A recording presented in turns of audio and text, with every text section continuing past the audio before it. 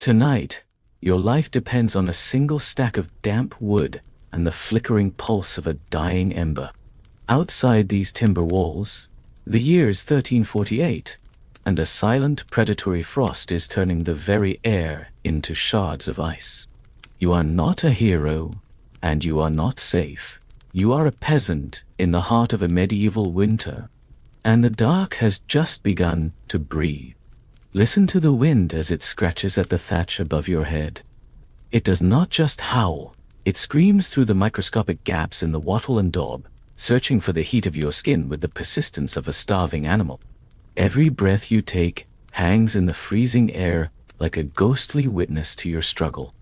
A tiny puff of silver mist that vanishes into the shadows of the rafters. Your fingers are no longer yours. They are numb, wooden things, fumbling with a wool cloak that feels as thin as a fallen leaf against the crushing weight of the little ice age. This is not the winter you know from postcards or stories of holiday cheer. This is a season where the great rivers of Europe turn to solid stone, and the stars above look like needles of ice embedded in a ceiling of polished obsidian. Indifferent to the small, shivering lives huddled below, the world has shrunk to the size of this room, and the silence outside is so heavy it feels like a physical presence pressing against the door. History books usually remember the grand wars, the coronations of kings, and the shifting of borders, but they often forget the quiet, terrifying desperation of a night like this. They forget the smell of the damp, fermenting straw under your feet, the low, rhythmic grunts of the livestock huddled in the dark corner of your living space, and the exhausting mental math of counting your remaining logs while the sun is still many hours away.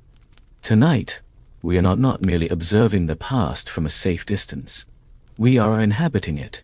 We are going to walk through the frozen mud of the village lane, feel the searing, metallic bite of the northern gale, and discover the hidden, ingenious ways your ancestors fought to keep the spark of life from being extinguished by the frost.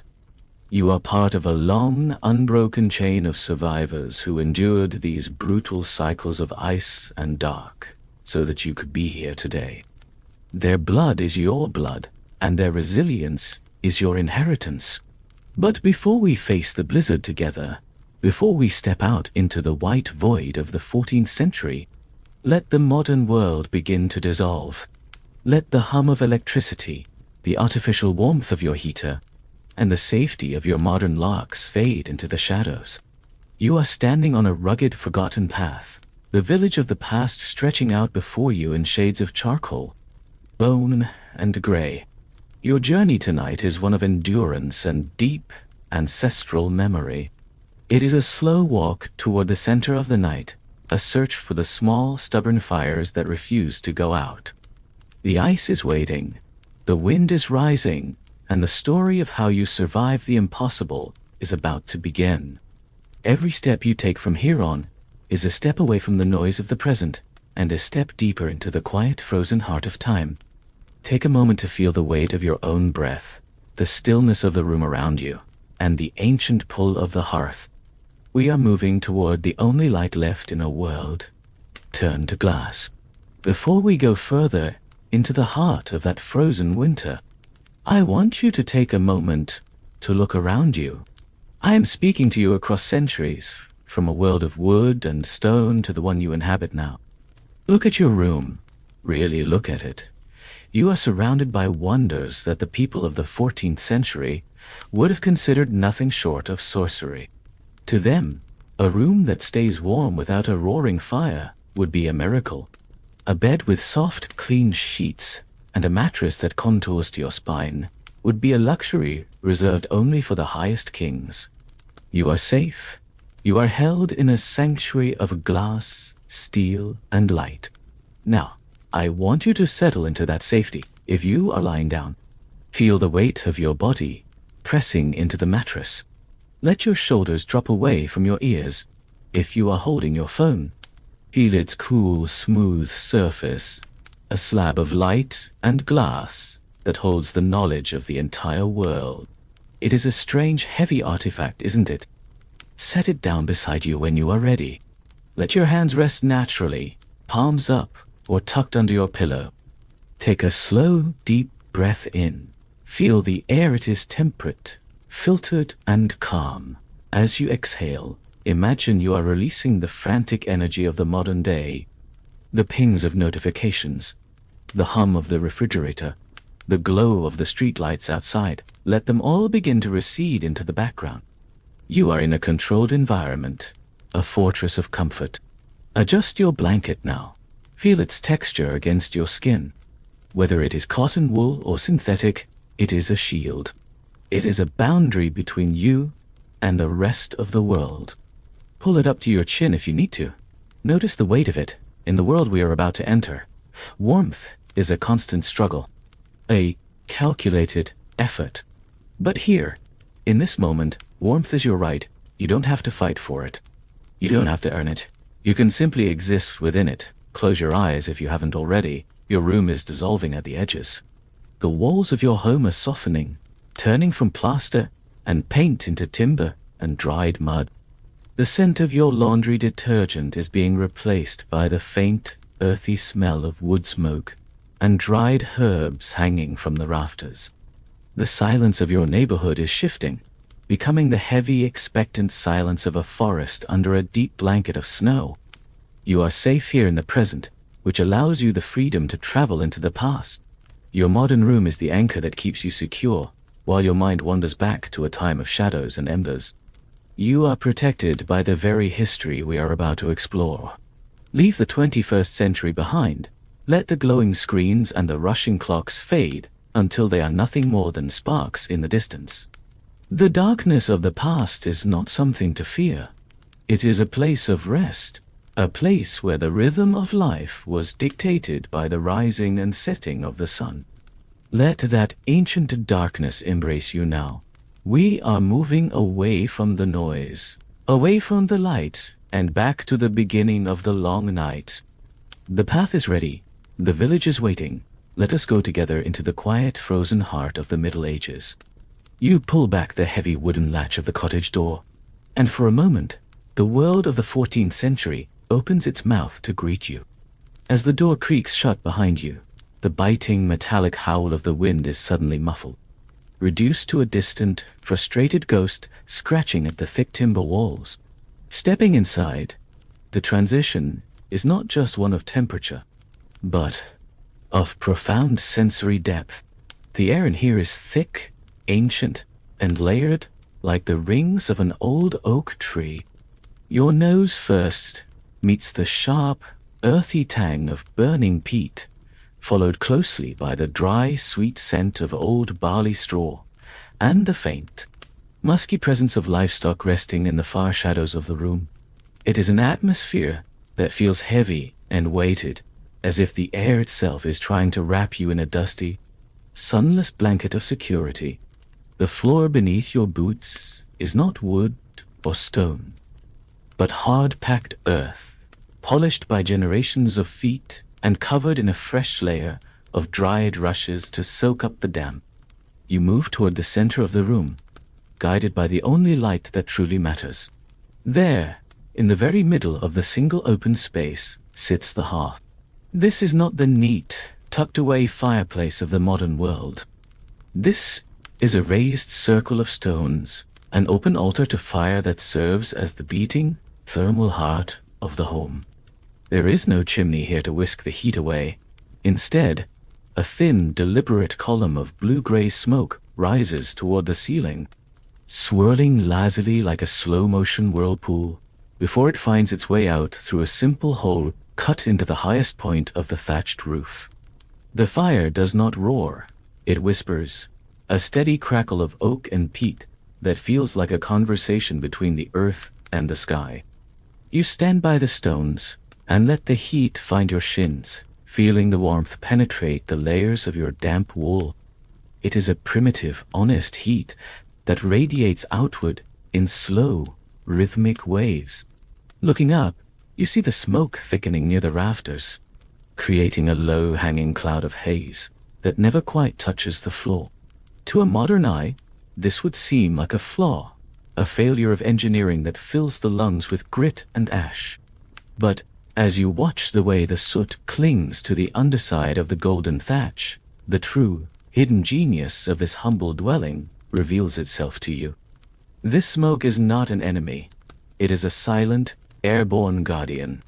It permeates every strand of straw in the roof, acting as a natural pesticide that kills the beetles, weevils, and vermin that would otherwise devour the house from the top down. It cures the salted meat hanging from the blackened crossbeams and prevents the timber frame from rotting in the relentless, bone-deep damp of the European winter. Without this constant haze, the house would crumble into the mud. The smoke is the very spirit that preserves the life within these walls. It is the breath of the house itself. The light in the cottage is a living, breathing thing, hued in shades of deep amber, burnt orange, and soft gold. It does not reach the far corners of the room, leaving the edges of your reality draped in soft, velvety shadows that seem to pulse with the rhythm of the flames.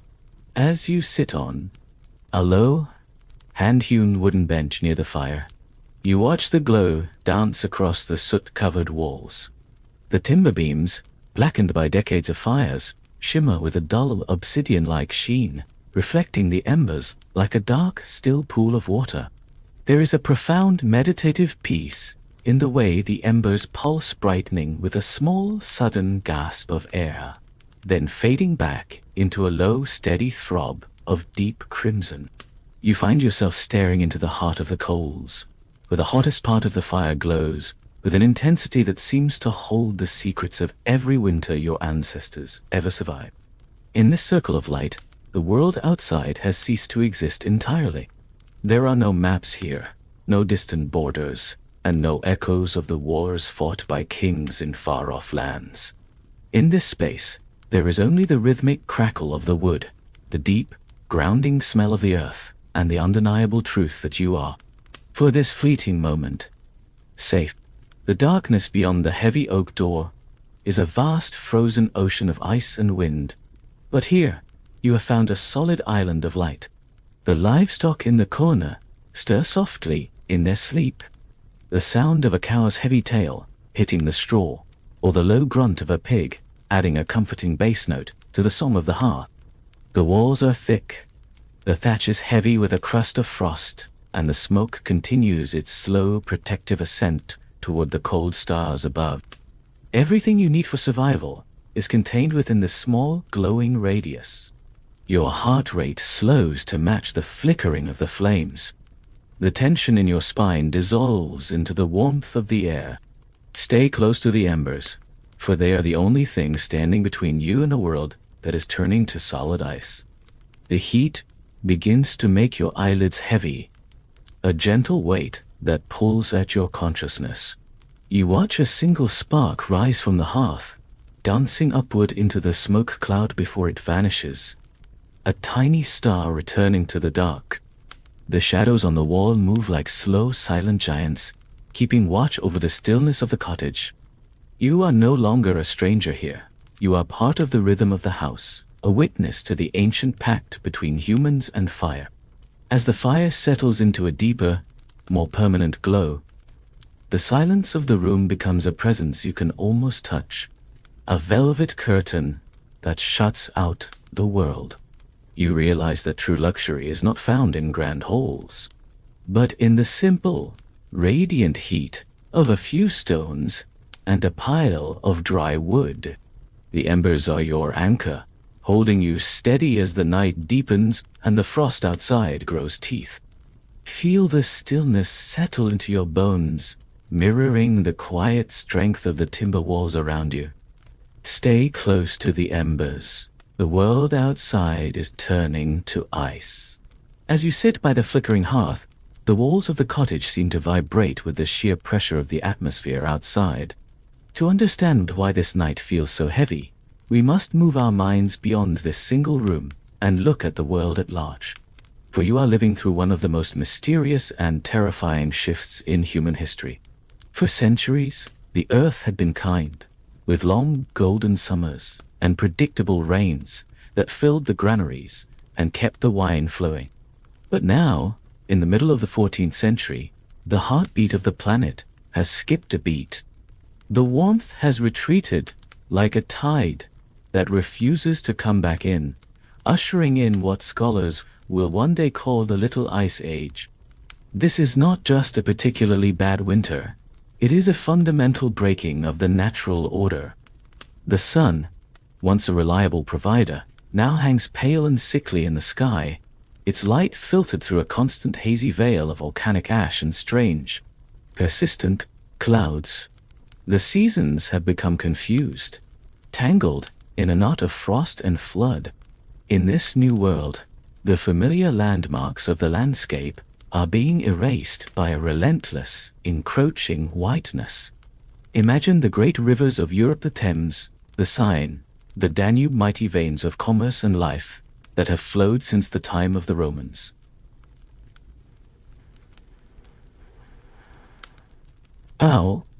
Now, they are falling silent. The water slows, thickens, and eventually grinds to a halt as massive slabs of black ice lock together from bank to bank. These are no longer rivers. They are frozen highways of stone-hard glass, capable of supporting the weight of an ox cart or 1,000 marching men. The sound of the ice moving is a deep, subterranean groan that echoes through the river valleys, like the sound of a giant's bones snapping under the weight of the sky. In the ports of the north, the sea itself begins to congeal, the salt water turning into a slush that traps ships in its icy grip, freezing them into place until their timbers crack and moan in the grip of the pack ice.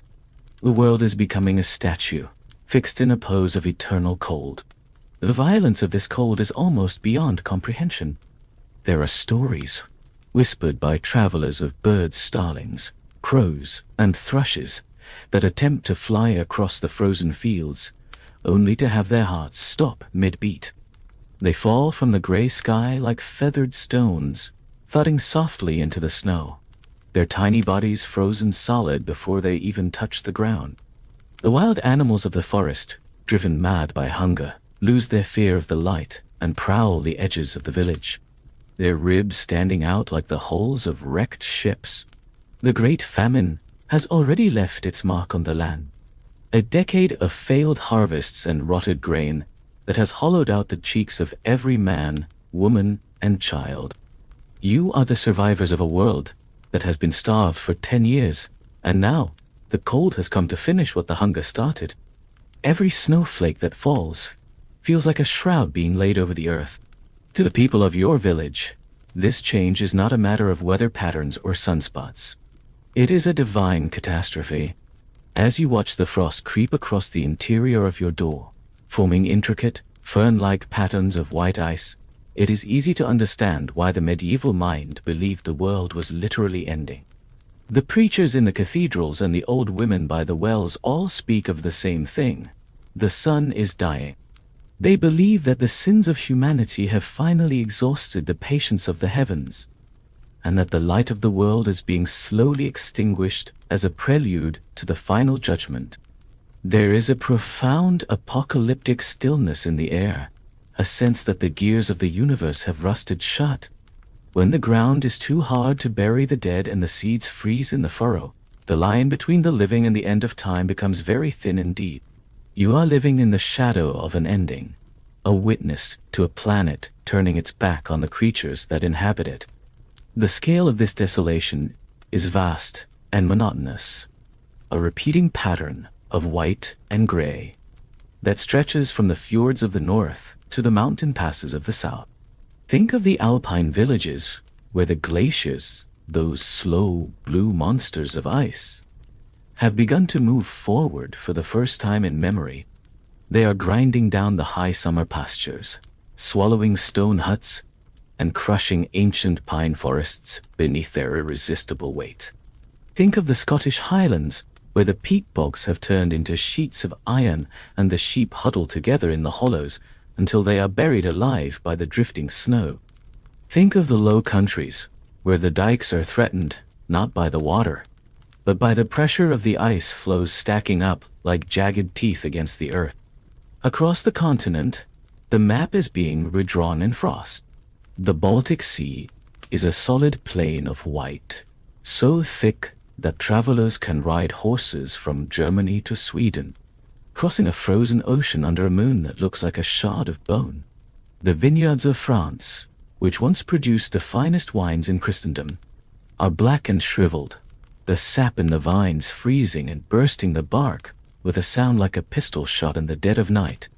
The orchards of England are graveyards of splintered wood, their fruit long gone, their branches sagging under the weight of rime ice that sparkles with a cruel, cold fire.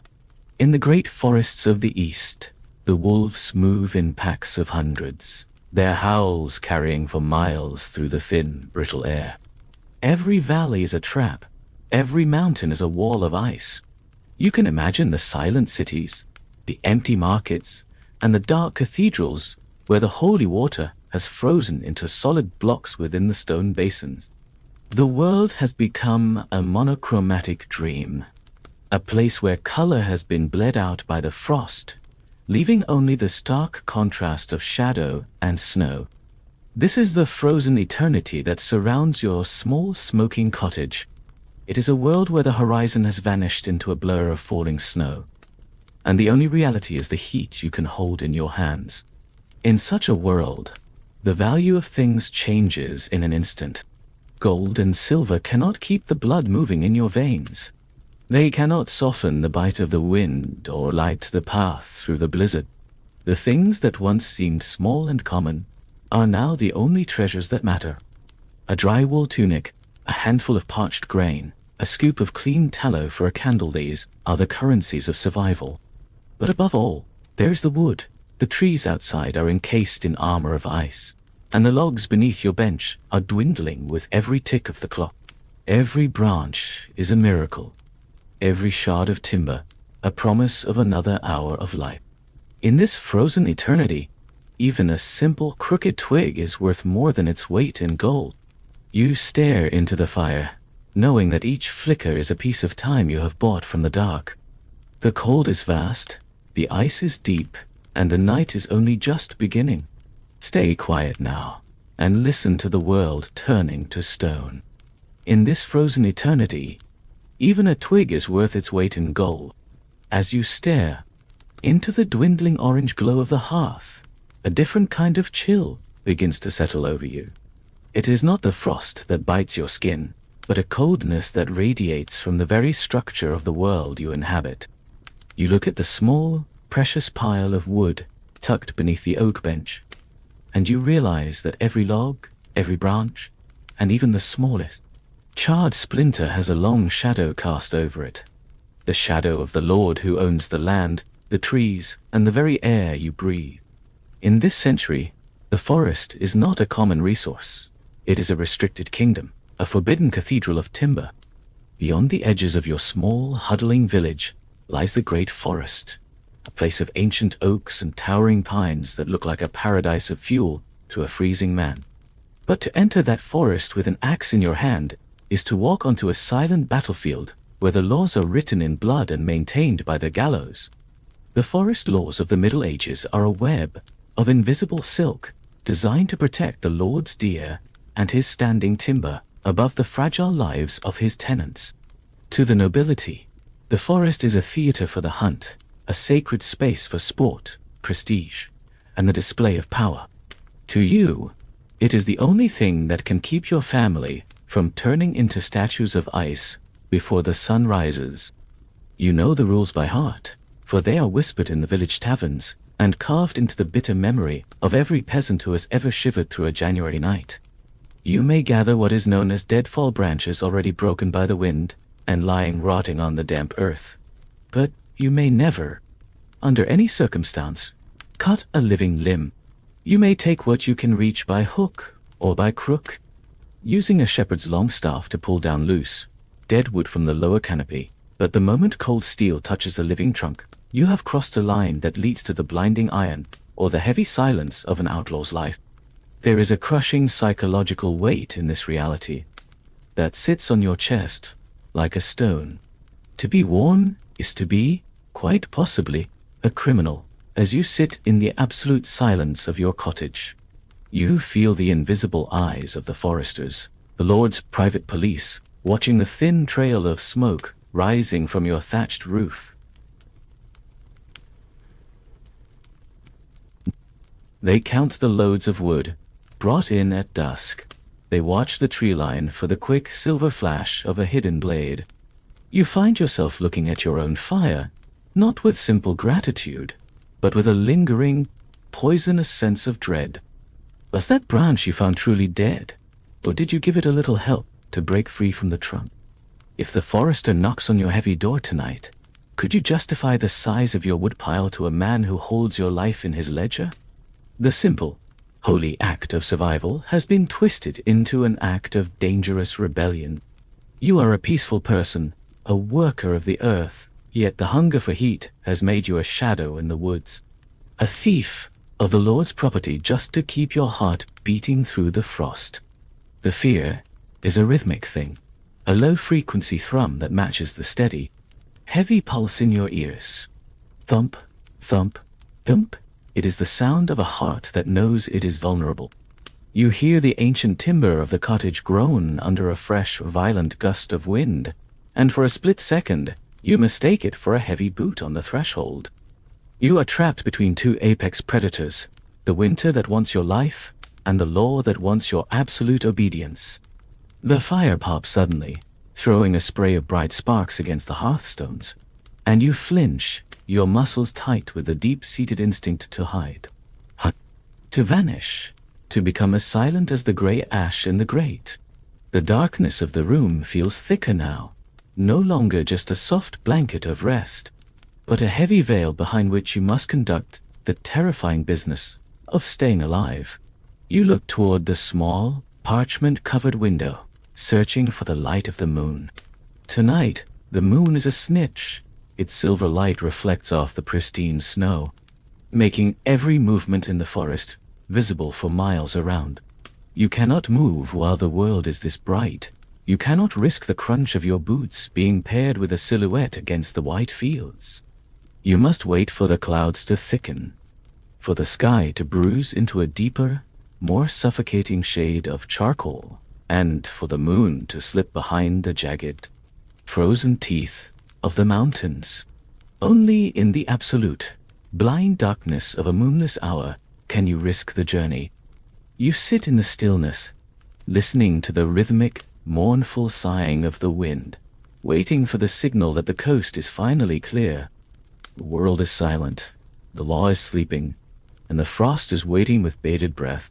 You wait for the moon to hide before you venture out into the cold.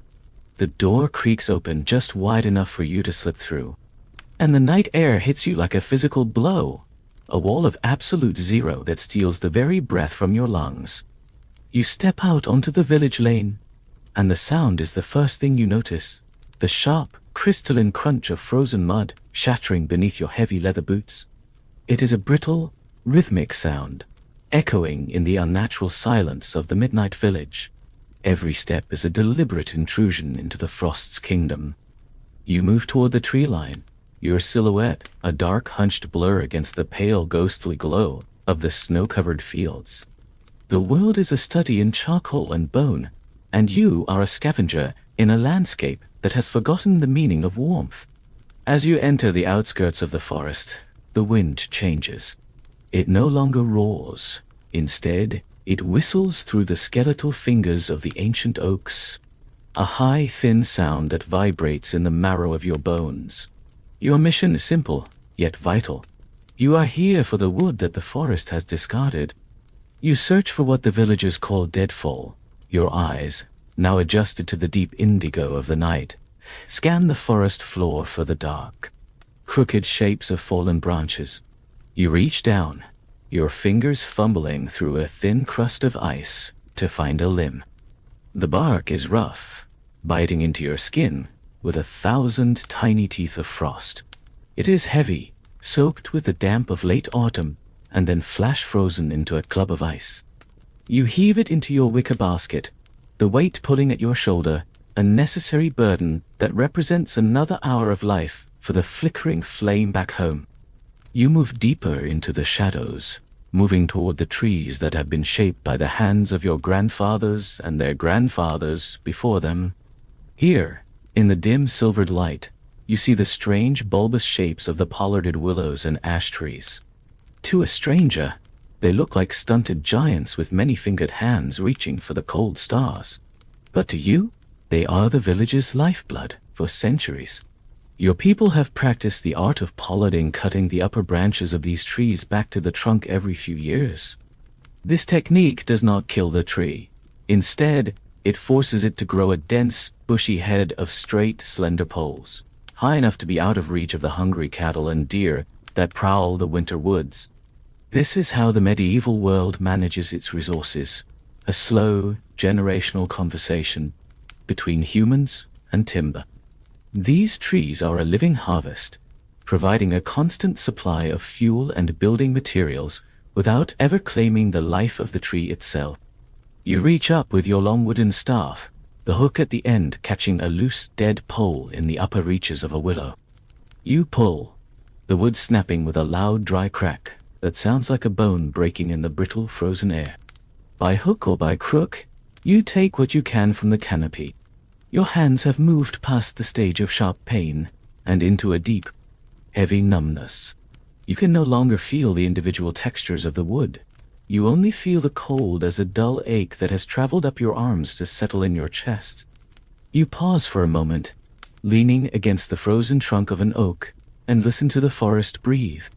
The wind moans in the canopy, a low Gregorian chant that seems to rise from the earth itself. Every time the wind gusts, a fine powder of ice falls from the branches, dusting your wool cloak like diamond dust. You are so cold that the heat of your own body feels like a distant memory, something you read about in a story long, long ago. But the basket is filling. The weight is a comfort. Each branch is a shield against the encroaching dark. You bend again, your movement slow and mechanical, the crunch of the snow and the rattle of the wood in your basket forming a repetitive, hypnotic soundtrack to your labor.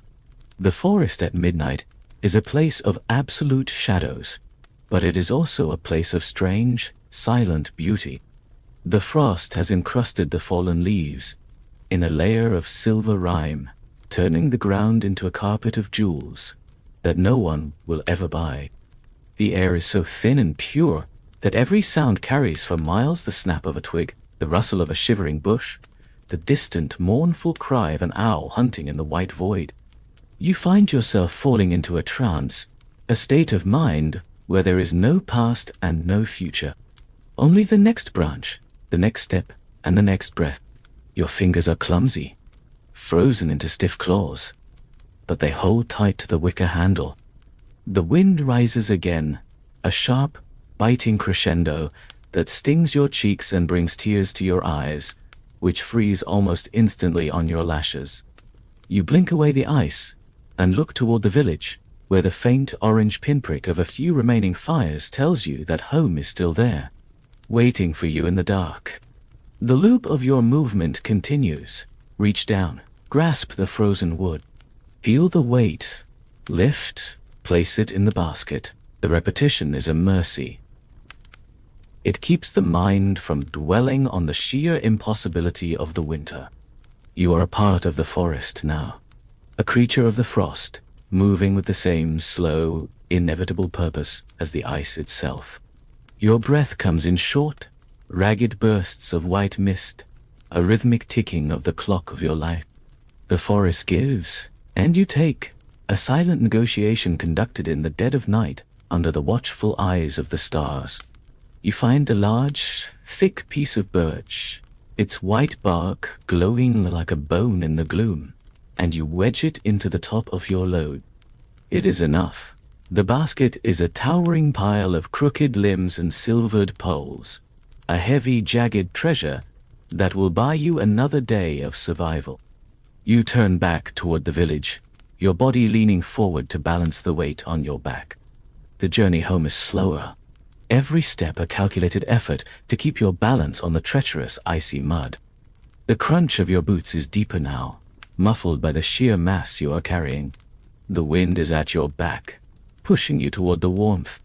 But it still finds the gaps in your cloak, reminding you that the ice is never far away.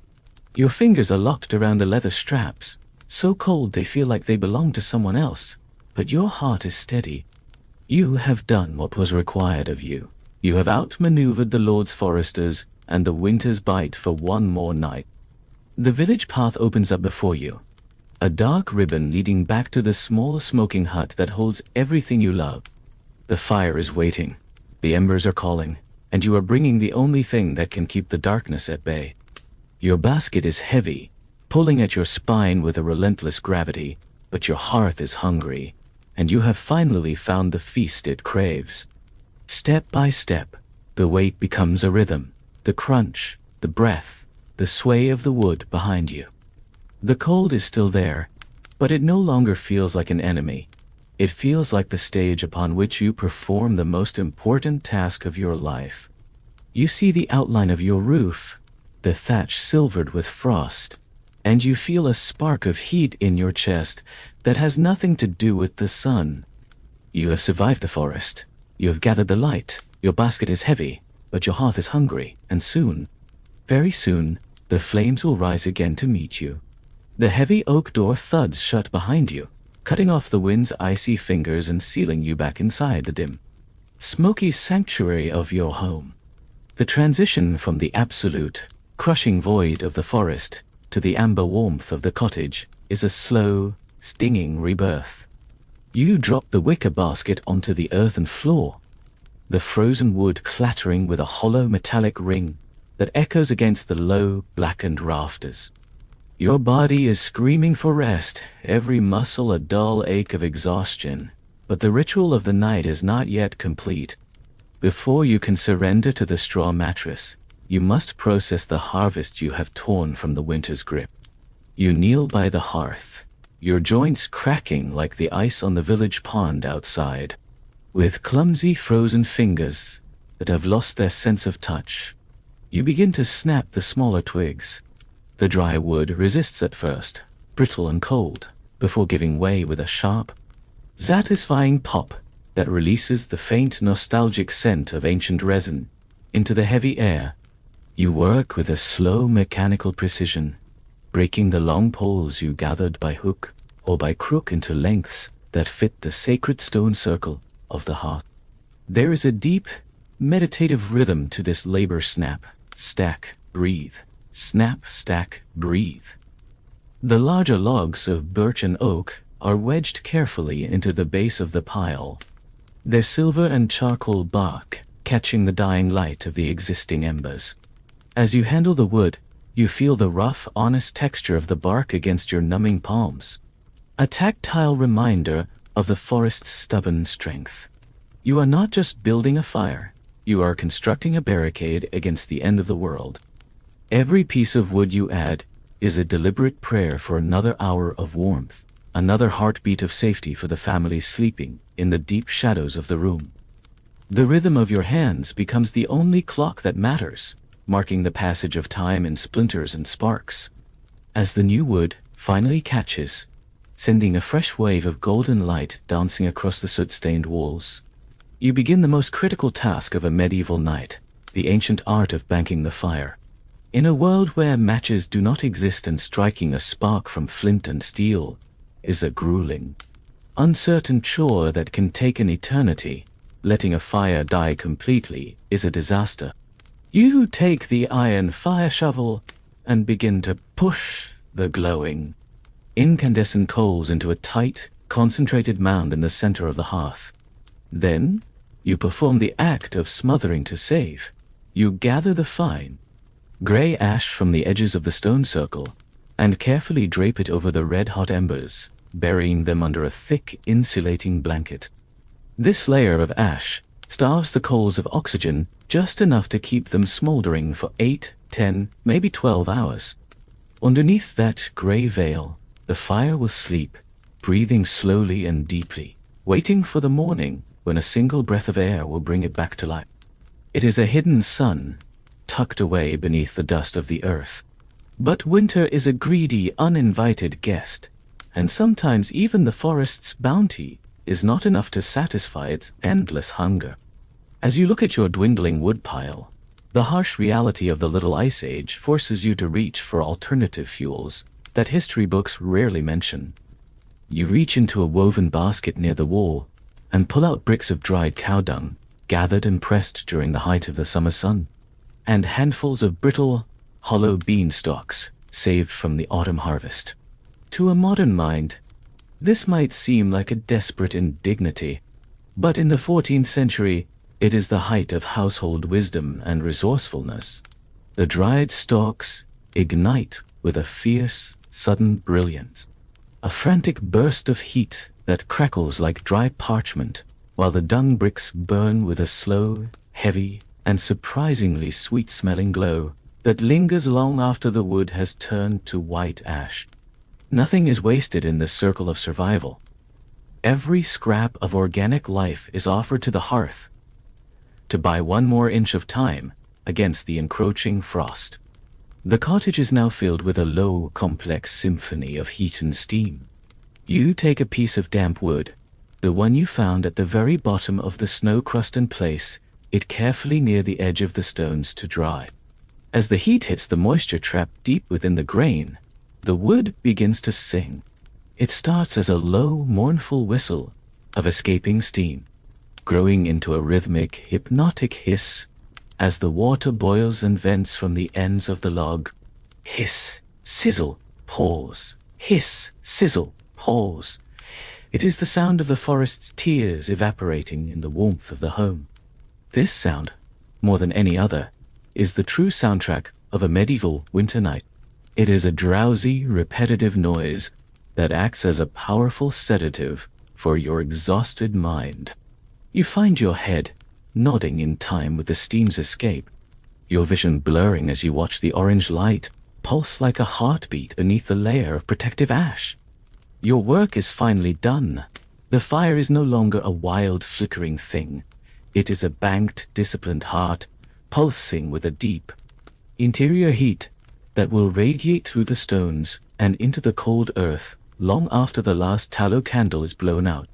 The room is warmer now, the air thick and heavy with the comforting smell of wood smoke, dried beans, and the earthy musk of the livestock huddling in the far corner. You feel the tension that has held your shoulders rigid since you left for the forest finally begin to dissolve into the warmth. Your muscles feel heavy, like lead, and a profound, bone-deep weariness settles over your soul. The fire is set. It is a silent guardian that will watch over the cottage while the world outside continues to turn to ice. The rhythm of the house has slowed to a crawl, mirroring the slow movement of the sap in the frozen trees outside. You stand up slowly, your joints protesting with every inch, your shadow stretching long and thin across the rafters like a dark guardian of the hearth. The embers are tucked in, the fuel is prepared, and the barricade is held. You look one last time at the hearth, seeing the faint, secret red glow peeking through the gray ash like a watchful eye. The house is breathing. The danger has been pushed back to the threshold, unable to cross the line you have drawn with stone and flame. The night is still long, and the frost is still sharp, but for now, the battle for the light has been won. You feel the pull of the darkness, not as a threat, but as an invitation to let go. The fire is set. The home is secure now. The body must rest. The fire is now a low, pulsing secret beneath its gray shroud of ash. And the cottage has settled into a deep, indigo stillness. Your body, heavy with the labor of the forest and the ritual of the hearth, moves instinctively toward the far wall, where the shadows are thickest. In this century, sleep is not a solitary act. It is a collective defense, a shared strategy for survival known as social sleep. You do not retreat to a separate room or a lonely mattress. Instead, you move toward the bedbox, a massive, cupboard-like structure built of heavy oak planks, standing like a sturdy fortress against the encroaching frost. You pull back the thick wool curtain that hangs across its opening, and the trapped warmth from within spills out to meet you. A soft, humid ghost of the family's collective heat. You climb into the cramped, straw-filled interior, moving carefully so as not to wake the others who are already tucked inside. There are 5 of you tonight, your siblings, your parents, all huddled together in a space no larger than a modern closet. As you settle into the center of the group, you feel the immediate, radiating warmth of human contact. It is a primitive, powerful comfort. There is the steady, rhythmic rise and fall of your brother's chest against your left arm, and the soft, tangled heat of your sister's wool cloak pressing against your right. You are a single organism now, a knot of limbs and breath woven together to defy the little ice age. The air inside the box is thick and still, smelling of lanolin from the unwashed wool, the dry sweetness of the straw bedding, and the clean rhythmic scent of deep sleep. In the darkness of the bedbox, you do not lie flat, as you would in the future. Instead, you prop yourself up against a pile of coarse bolsters, settling into a semi-upright, seated position. To the modern mind, this seems like an uncomfortable necessity of space. But to you, it is a matter of life and death. Medical wisdom and the whispers of the village elders have taught you that to lie flat in the deep of night is to invite the deathly vapors of the earth to settle in your lungs. There is a widespread atmospheric fear that the humors of the body become stagnant if the head is lowered, allowing the heavy, damp humors of the cold to claim the breath. You sleep sitting up to keep the soul alert, to keep the airways clear of the creeping miasma that haunts the winter floor. It is a posture of vigilance, even in rest away, to stay half upright and ready should the fire fail or the walls give way. Outside the oak planks of your sleeping box, the cottage is a graveyard of frost. You can hear the cold working. It makes the timber frame of the house groan and pop, like a living thing in pain.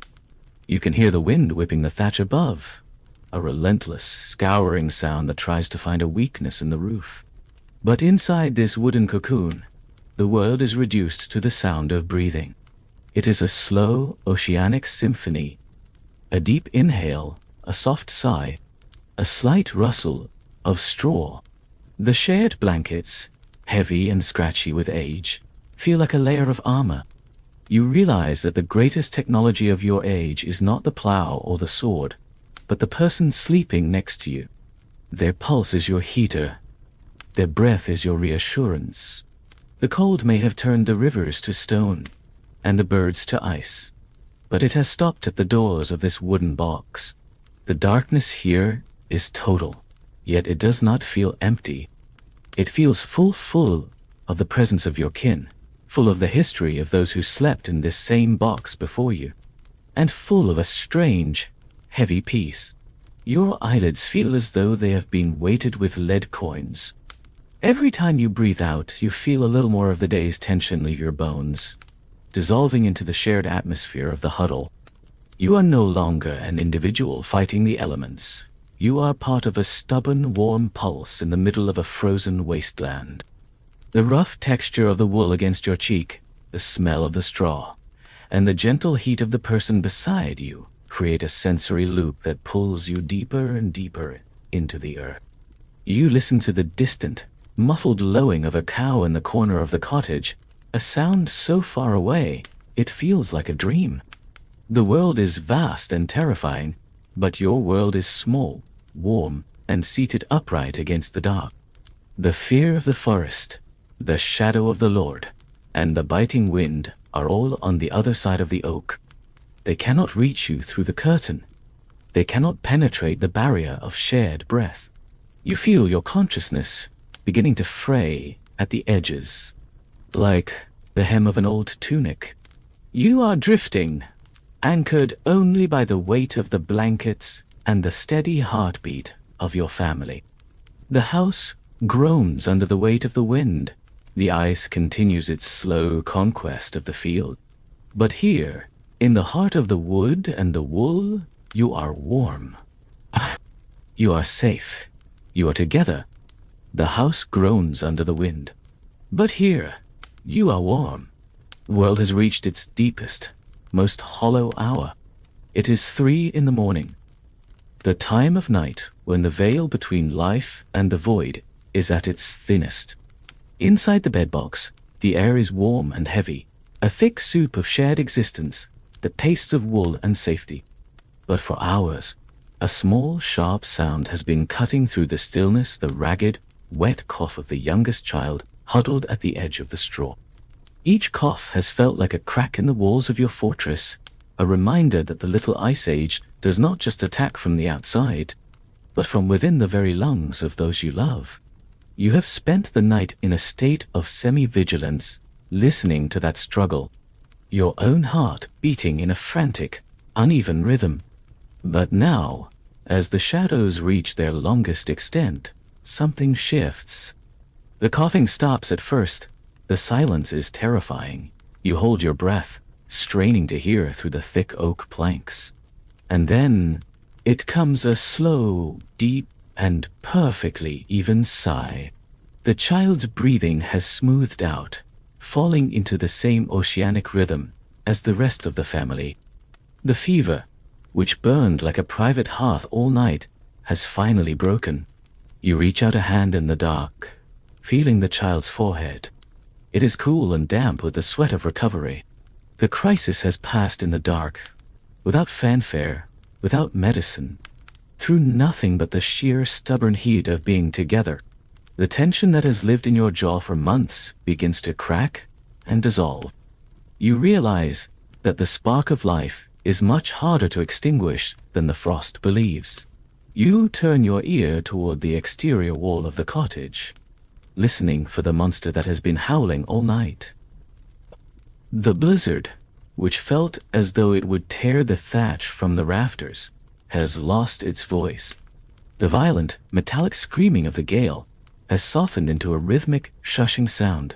The wind is no longer throwing shards of ice against the wood.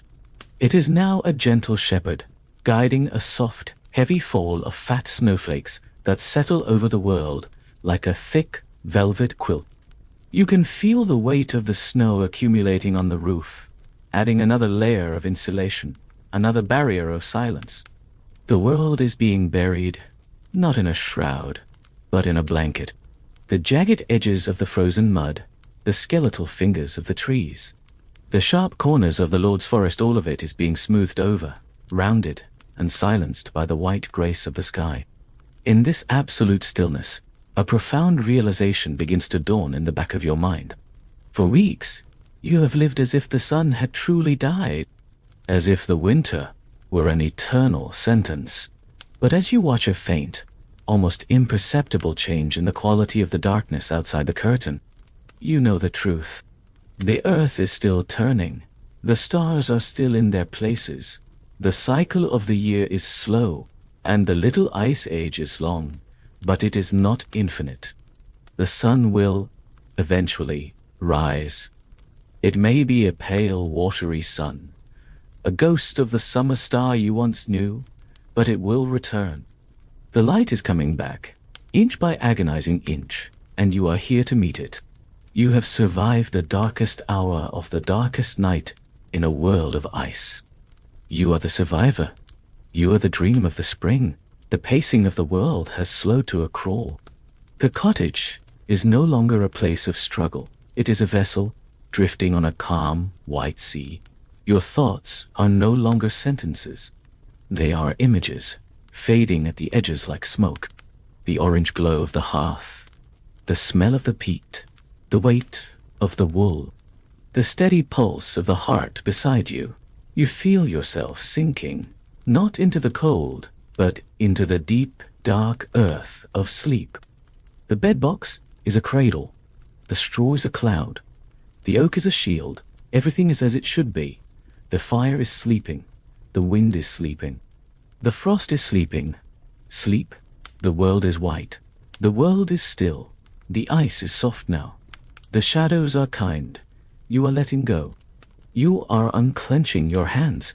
You are releasing your breath. The air is calm. The night is full. The stars are dimming. The dawn is a promise kept. You are drifting, floating, falling into the quiet. There is no more wood to gather. There is no more law to fear. There is only the rhythm, the breath, the warmth, the dark. The silence is a gift. The silence is a home. The silence is yours. The struggle is over. The silence is your reward. The room has grown so still that you can hear the very fabric of the night breathing. You lie there, suspended in the warm, dark safety of the bedbox, and you lift your hands, the same hands that fumbled with frozen twigs and felt the bite of the little ice age. You cannot see them in the absolute blackness, but you can feel them. You feel the pulse in your wrists, the steady, rhythmic thrum of life moving through your veins. In this quiet, ancient moment, a profound realization begins to unfurl in your mind. You are not a solitary figure lost in the cold of the 14th century. You are not an accident of time. You are the direct living result of thousands upon thousands of people who survived nights exactly like this one. Think of the ancestors whose names have been washed away by the tides of history. Think of the men who stood in the same frozen mud, their lungs burning with the same icy air, refused to let the fire die. Think of the women who held their children in the dark, sharing their own body heat to keep a fever from turning into a tragedy. They endured the Great Famine. They outlasted the Black Death. They stood firm against the relentless, encroaching glaciers of the Little Ice Age. Every single one of them, in an unbroken chain stretching back to the dawn of time, was a survivor. If even one of them had surrendered to the frost, if even one of them had let the darkness win, you would not be breathing right now. Their stubbornness, their resilience, and their refusal to break are the very reasons you exist. This is the hidden reveal of your own biology. Your DNA is not just a code. It is a map of survival, a record of every winter that was successfully navigated. The heat you feel in your skin right now is a flame that has been passed from hand to hand through centuries of storms. You carry their strength in your bones and their endurance in your heart. When you feel tired, it is their rest you are seeking. When you feel safe, it is their victory you are celebrating. You are the living, breathing monument to their struggle. You are the point where all their hard-won warmth has finally found a place of permanent peace. The tone of the world shifts now, expanding from the small timber cottage to something vast and cosmic.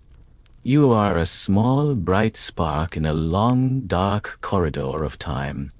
The winter of the 14th century was just one chapter in a much larger story, a story of a species that learned to domesticate fire, to build walls against the wind, and to find comfort in the presence of one another. As you drift on the edge of sleep, you can almost hear them, the faint, rhythmic echo of a million heartbeats, a soft drumbeat of ancestors standing behind you in the shadows. They are not ghosts to be feared. They are the foundation upon which your bed is built. They are the silent guardians who moved the stones and gathered the wood so that you could eventually reach a world of light and ease. You find yourself falling into a deep, philosophical grace. The weight of the world no longer feels like a burden, but like a soft, heavy cloak. You are part of something eternal, something that cannot be extinguished by a cold wind or a long night.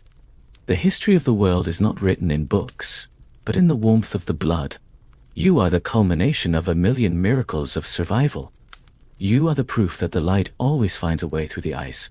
The darkness is not your enemy. It is the cradle in which your lineage was forged. As the last remnants of your waking mind begin to dissolve, you feel a sense of profound completion. The labor of the day, the fear of the frost, and the shadow of the law have all faded into a single shimmering point of light. You have fulfilled your purpose just by being here, just by enduring. The ancestors are satisfied. The fire is banked. The lineage is secure. You can feel their collective breath, like a warm breeze, whispering through the centuries, telling you that the work is done. You are the crown of their endurance, the prize they fought for in the freezing dark of 1,000 forgotten winters.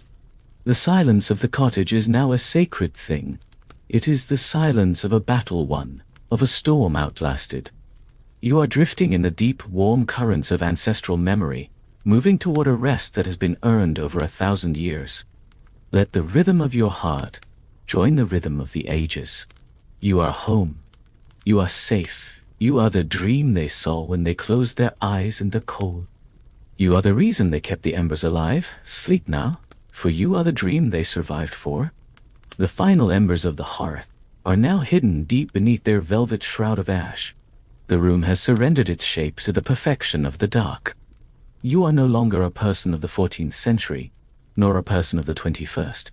You are simply a breath, a pulse, a warmth within the wood. The heavy oak planks of the bedbox have become a part of you, a shell that keeps the world at an infinite distance. The story of the forest, the law, and the frost has completed its circle. There are no more paths to walk, no more branches to gather, and no more shadows to watch. The narrative is dissolving, melting away like a single snowflake on a warm stone. Outside, the village of the past is fading into the mists of time. The sound of the wind has become a rhythmic sigh, a lullaby that no longer carries the sting of the ice. The houses, the lanes, and the great frozen rivers are receding into the distance, turning into a soft, monochromatic blur. The village is sleeping. The century is sleeping. The very history of the world is closing its eyes. You can feel the silence expanding, filling every corner of the cottage, every gap in the thatch, and every fiber of your soul. It is a heavy, kind silence, a reward for every breath you have taken. There is no more story now. The characters have vanished. The fire has settled into a state of eternal rest. There is only this moment, this warmth, and the absolute permission to let go. You do not need to remember anything. You do not need to prepare for the morning. The morning is 1,000 years away, and you are held in the safe, dark heart of the night. Your thoughts are like sparks rising into a black sky, growing smaller and smaller until they are nothing but pinpricks of light, and then, finally, they are gone. Listen to the spirit of the house. Listen to the soft, rhythmic breathing of the earth. The weight of your blankets is the weight of the universe, holding you steady, keeping you grounded in this nest of straw and wood. You are sinking into the deep, cool layers of the past, down where the noise of the world cannot reach. There is nothing left to do. There is nothing left to be. Only the darkness, only the warmth, only the rest. The light has faded to a single tiny ember, a microscopic star in the center of the room. Watch it as it pulses one last time. It is a soft, deep red, a color of peace and finality. And then, it too begins to dim. It pulls the shadows over itself. It sinks into the ash. The room is now perfectly, beautifully dark. The sounds of the village have drifted away completely, leaving you in a void of pure comfort. The struggle is over. The silence is your home. You are safe. You are warm. You are asleep.